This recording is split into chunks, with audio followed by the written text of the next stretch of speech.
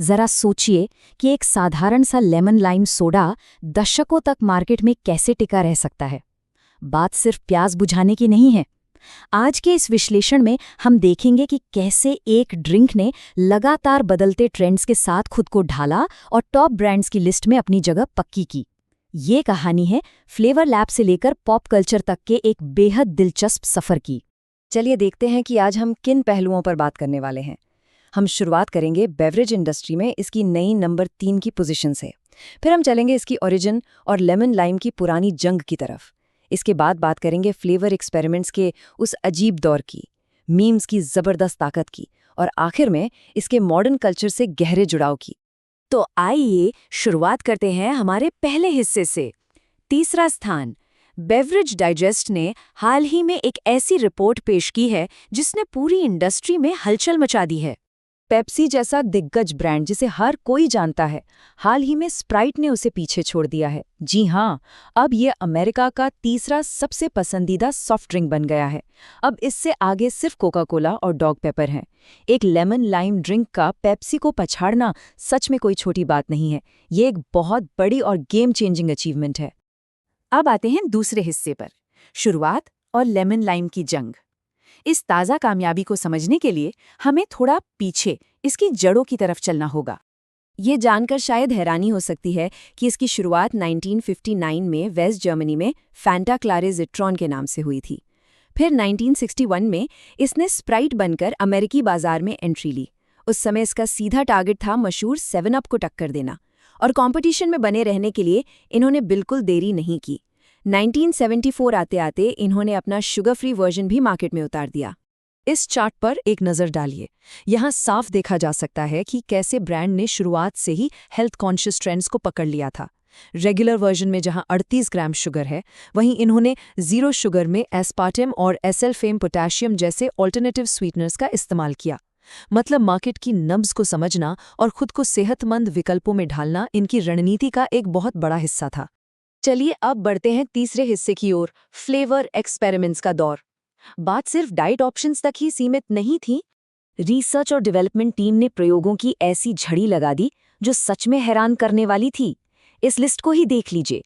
Fruit flavours वाली remix से लेकर पुदीने की ठंडक देने वाले आइस तक, यहाँ तक के ऑन फायर भी आया जिसमें सोडा पीते समय अदरक के जलने का तीखा एहसास होता था।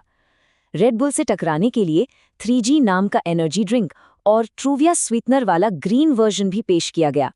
ब्रांड बस हर आइडिया को आजमा कर देख रहा था कि क्या हिट होता है। और दिलचस्प बात यह है कि इनमें से कुछ प्रयोग इतने जबरदस्त हिट हुए कि उनका एक अलग ही फैन बेस बन गया। रीमिक्स लाइन का ट्रॉपिकल मिक्स इसका एक बेहतरीन उदाहरण है।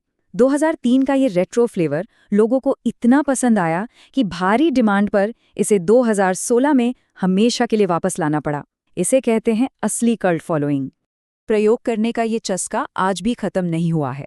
ताज़ा उदाहरण है इनकी एक्सक्लूसिव चिल लाइन। ये सच में बहुत अनोखी है क्योंकि इसमें मैंगो, सिट्रस और स्ट्रॉबेरी कीवी जैसे फ्रूट फ्लेवर्स के साथ साथ मुंह में एक असल शारीरिक ठंडक का एहसास जुड़ा गया है। बिना पुदीने के ऐसा कूलिंग इफेक्ट देना सच में इनोवेशन का एक शानदार नमूना है। अब आते हैं हमारे चौथे और शायद सबसे मजेदार हिस्से पर, मीम्स की ताकत। यहाँ से रणनीति पूरी तरह से एक नया मोड़ लेती है। ब्रांड को समझ आ गया था कि सिर्फ स्वाद बदलने से काम नहीं चलेगा, डिजिटल दुनिया की बातचीत पर हावी होना भी जरूरी है। 2017 का वो एनिमेटेड हॉलिडे कमर्शियल अगर हम याद करें तो बास्केटबॉल लेजेंड लिब्रॉन जेम्स की बस एक line, "want a Sprite cranberry", देखते ही देखते इंटरनेट पर आग की तरफ फैल गई। ये एक ऐसा वायरल मीम बन गया जिसने ब्रांड को हॉलिडे इंटरनेट कल्चर का एक पक्का हिस्सा बना दिया। ये मीम कितना पावरफुल था इसका अंदाजा तब लगा जब 2019 में कंपनी ने ओरिजिनल क्रैनबेरी फ्लेवर को हटाकर विंटर स्पाइस्ड क्रैनबेरी लॉन्च किया। इंटरनेट पर जैसे भूचाल आ गया। वफादार फैंस इतने नाराज हुए कि एक भारी ऑनलाइन विरोध शुरू हो गया। लोग अपने पुराने मीम फेमस फ्लेवर को वापस मांग रहे थे। इससे एक बात तो साफ हो गई थी कि लोगों का जुड़ाव अब सिर्फ ड्रिंक के स्वाद से नहीं बल्कि उसकी सांस्कृतिक पहचान से था। और इसी बात से हम पहुंचते हैं अपने आखिरी हिस्से पर, आधुनिक सांस्कृतिक जुड़ाव। उस डिजिटल बवाल ने ब्रांड को एक बहुत बड़ा सबक दिया। सबक ये था कि बार बार नए फ्लेवर्स लाने से ज्यादा असरदार कल्चर और लोगों की भावनाओं से जुड़ना है।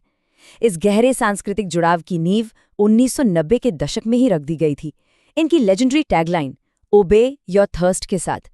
ये महज एक टैगलाइन नहीं थी, बल्कि हिप हॉप म्यूजिक, बास्केटबॉल और युवाओं के आज़ाद ख्यालों की आवाज बन गई थी। इन दोनों दशकों की रणनीति को आमने सामने रखकर देखने पर बहुत कुछ साफ हो जाता है। 1994 के कैंपेन में जहां बास्केटबॉल प्लेयर ग्रांट हिल और अंडरग्राउंड हिप हॉप आर्टिस्ट्स का जलवा था, वहीं 2024 में एंथनी एडवर्ड्स, स्प्रिंटर शाकेरी रिचर्डसन और वायरल ट्रेंड्स ने उनकी जगह ले ली। गौर करने वाली बात यह है कि ब्रांड का मूल संदेश आज भी बिल्कुल वही है। इन्होंने बस अपने सांस्कृतिक आइकन्स को आज की जनरेशन के हिसाब से एकदम परफेक्ट तरीके से अपडेट कर लिया है। आज के समय में मार्केटिंग का करोड़ों का बजट स्पोर्ट्स और डिजिटल कल्चर को एक साथ लाने पर खर्च किया जा रहा है। एंथनी एडवर्ड्स को एंटा क्लॉज बनाकर पेश करना, नई अनराइवल्ड बास्केटबॉल लीग का फाउंडिंग स्पॉन्सर बनना, टिकटॉक पर सीधे यूजर्स के साथ एंगेज होना और NBA क्रिसमस गेम्स की ब्रॉडकास्टिंग में छाया रहना, ये सब इस बात का सबूत है कि ब्रांड युवा पीढ़ी के साथ बने रहने की कला को बहुत अच्छी तरह समझ चुका है। तो अब जब ये ब्रांड नंबर 3 की पोजीशन पर अपना कब्जा जमा चुका है, तो एक बड़ा ही उकसाने वाला सवाल सामने आता है। क्या आने वाले समय में इनकी ग्रोथ लैब में बनने वाले नए नए स्वादों से तय होगी, या फिर मार्केटिंग डिपार्टमेंट के उस जादुई सांस्कृतिक जुड़ाव से? ये सच में सोचने वाली बात है। जो भी हो, ये कहानी हमें साफ दिखाती है कि मार्केट में हमेशा वही टिकता है जो वक्त और कल्चर के साथ खुद को बदलना जानता है।